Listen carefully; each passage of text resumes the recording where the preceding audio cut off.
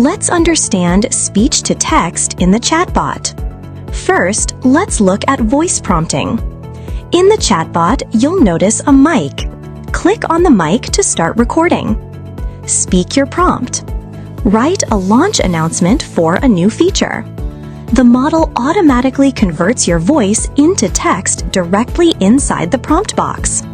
This makes it much faster and easier to interact, especially when you don't want to type. Now let's look at audio transcription.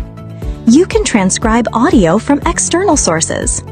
Just paste an audio URL into the chat and ask for a transcription.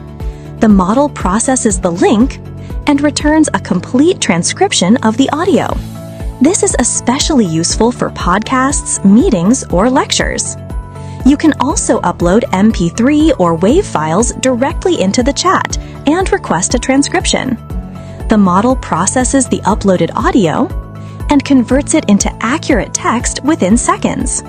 So whether you're speaking directly, pasting a link, or uploading a file, everything works seamlessly inside the same chat.